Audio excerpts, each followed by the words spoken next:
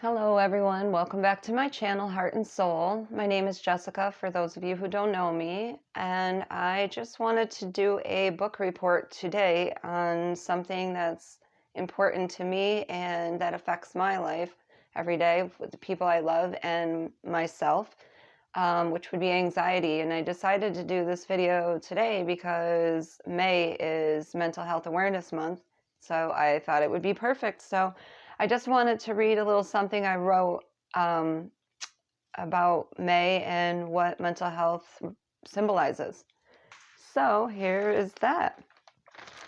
I wanted to tell you about Mental Health Awareness Month, also referred to as Mental Health Month, has been observed in May in the United States since 1949. This month is observed with media, local events, and film screenings.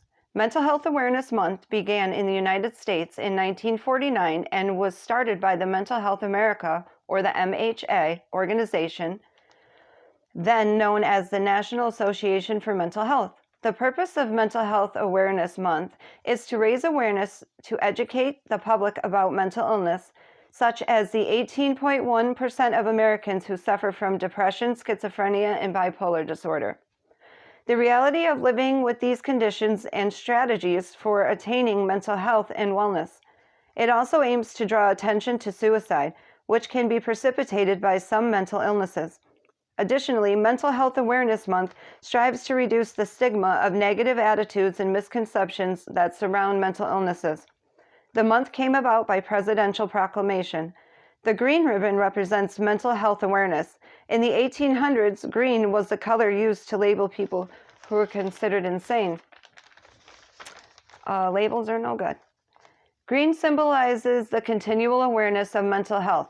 The lime green ribbon raises awareness for childhood mental illness, childhood depression, and childhood mood disorders. Lime green ribbon also represents awareness and supports for the following condition, which are Lyme disease and multiple dystrophy. Lime green is a color closely associated with nature, confidence, and high energy, and is thought to promote feelings of liveliness, freshness, and creativity.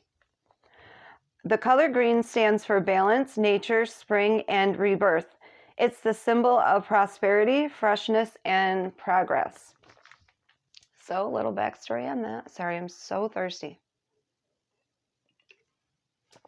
And here is the book report. Anxiety is a normal emotion. It's your brain's way of reacting to stress and alerting you to potential danger ahead.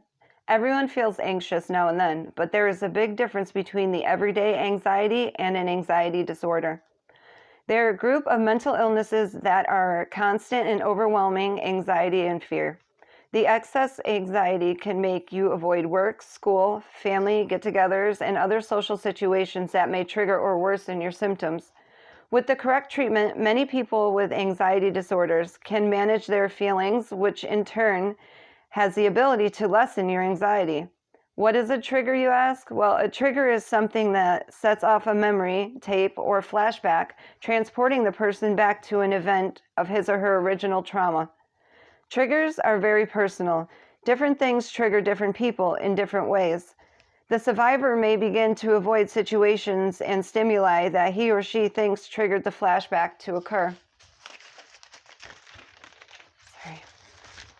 It could be a sound, a smell, people, a color, places, or things that can trigger your past trauma. A person's triggers are custom and personalized to their traumatic event that had occurred. What may set one person off may not even faze someone else.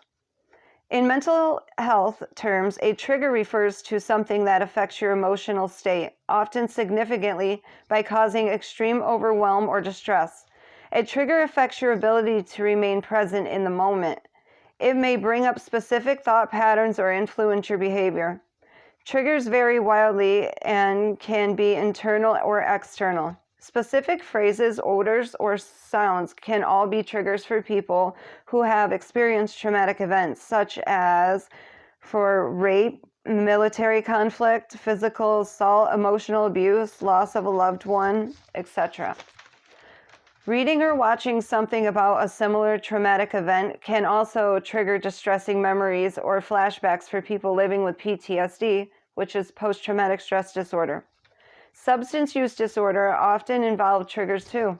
Many people find it helpful to learn and identify what their triggers are so they can try to avoid any future events from triggering them. There are ways of coping and dealing with trauma. Part of treating conditions like PTSD and substance use disorders often involves working on ways to cope with your triggers in a helpful, productive way. It is okay to set boundaries with people in all aspects of your life. You can avoid certain topics or situations that may trigger your trauma. Keep yourself in a healthy headspace. You know what's going to set you off as soon as you start talking about it. There are 6 types of anxiety. Number 1 is generalized anxiety disorder, or GAD, where a person feels anxious on most days, worrying about lots of different things for a period of 6 months or more. Number 2 is OCD, or obsessive compulsive disorder, which is excessive thoughts or obsessions that lead to repetitive behaviors or compulsions. OCD is characterized by unreasonable thoughts and fears or obsessions that lead to compulsive behaviors. Number 3 is social anxiety disorder, which is a chronic mental health condition in which social interactions cause irrational anxiety. For people with social anxiety disorder, everyday social interactions cause irrational anxiety, fear, self-consciousness that can cause you to feel scared and even embarrassment. Number 4 is PTSD. Post-traumatic stress disorder, or some call it PTSS, post-traumatic stress syndrome, is a disorder in which a person has difficulty recovering after experiencing or witnessing a terrifying event. The conditions may last months or years, with triggers that can bring back memories of a trauma accompanied by intense emotional and physical reactions. Number 5 is phobias, which is a type of anxiety disorder defined by a persistent or excessive fear of an object or situation. Phobias typically result in a rapid onset of fear and are present for more than 6 months. For example, my fear is a phobia of snakes. I am terrified of snakes. Just seeing one makes my heart race, and I get paralyzed with fear over the thought of that snake coming near me at all. I am terrified of the dark. I am terrified of what I can't see, and that automatically gives me anxiety. I have been afraid of these things for my entire life, and I'm sure that I always will be. There is no snake trap or nightlight that can cure me of these 2 problems. Okay, so number 6 is a panic disorder, which is a type of anxiety disorder. It causes panic attacks, which are sudden feelings of terror when there is no real danger present. You may feel it as if you are losing control. You may also have physical symptoms as well. Although anxiety symptoms may include hypervigilance, irritability, or restlessness, you may have a lack of concentration, racing thoughts, or unwanted thoughts. You may sweat or feel tired. Common feelings of anxiety are obsessive thoughts, worry, fear, feeling of impending doom, insomnia, nausea, heart palpitations, or trembling. Although the symptoms are similar for anxiety, having an actual panic attack, there is a difference. The physical symptoms with a panic attack are often much more intense. During a panic attack, the body's autonomous fight or flight response takes over. While anxiety can build gradually, panic attacks usually come on abruptly. Panic attacks typically trigger worries or fears related to having another attack. There is also separation anxiety, which is an anxiety disorder that often occurs in children. A child becomes excessively anxious when separated from their parents. Children are especially prone to separation anxiety during times of stress. I know some adults who have this too. It's not only children who have separation anxiety. Adults with this disorder have extreme fear that bad things will happen to important people in their lives when they are separated from that person, or family member, spouse, or child, etc. Research does not know what causes this disorder. Although anxiety disorders are not curable, there are many things you can do to help your symptoms. Some treatment options for anxiety disorders, also known as talk therapy or psychological counseling.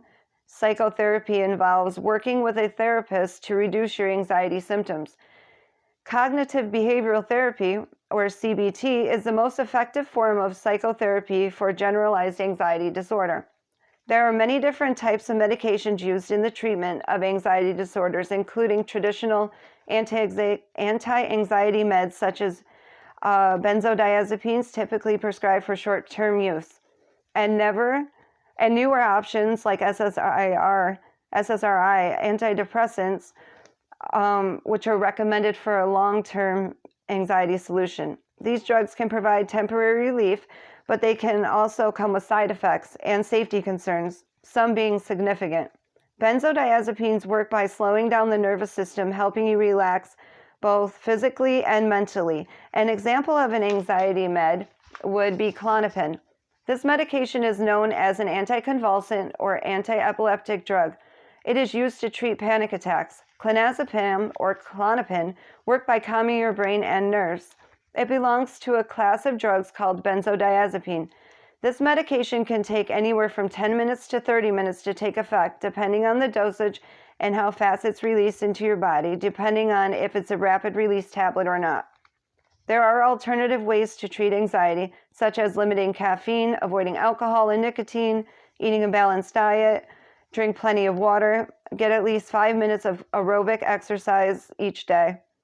Get adequate sleep. Try relaxation techniques such as deep breathing, massage, meditations, Tai Chi, yoga, biofeedback, which is the process of gaining greater awareness of many psychological functions of one's own body commercially by using electronic or other instruments, and with a goal of being able to manipulate the body's system at will. Talk to people that you trust. Scream at the top of your lungs to vent out whatever may be bothering you at the time. Do anything you find relaxing to help relieve yourself from your anxiety, and find a way to help control the things you feel like you just cannot control. That in itself will give you some of that control back. It does for me. My personal story with having OCD and terrified with anxiety, I don't know. I don't know. It's so hard. You struggle with it so much, and it's something you bring with you through your whole life, and you either learn how to deal with it or you don't. And I'm lucky I was able to compartmentalize certain things in my life, which helped me control my anxiety. I actually have OCD, obsessive compulsive disorder, with cleaning. Cleaning is the only thing I can control in my life. It's a visual accomplishment. For me, like my brain, you can tell how it's working by the way my house looks. My house is a reflection of the way my brain is working. And I don't know, it's OCD, you can't control it, but in the same sense, I don't know, you can, but you can't, like it drives me nuts, to be honest. And I learned that I can't change everything and I can't control many things, but the things I can control, I am obsessively trying to control those things, and I do have to work on that. But I don't know, I just feel like, I always tell myself, oh, hey, when you're having a panic attack, it can only last 20 minutes, right? And those are things that I tell myself. I just work on my breathing, and it is scary, and you do feel like you're going to die. And you're not going to. You just have to learn how to work out your feelings and avoid the things that trigger you. I know it's much easier said than done, but even if it's kicking certain people out of your life that trigger you, or, staying away from certain places, you need to do that, or you're always going to have the same anxiety, the same problems. And until you change those things, then that's never going to change. So I just wanted to share this story in my book report, because mental health is so important, and it's got such a stigma behind it that, these people are crazy, and we're not. A lot of us are just really misunderstood, and we don't get the right mental health help or the right medications to stabilize us so we feel like we're not drowning every day or struggling. And when a lot of us don't get that help, we turn to drugs. And we're looking for something to make us feel better because nothing makes us feel better. And drugs numb us from our everyday life so we can continue to look normal and live normal.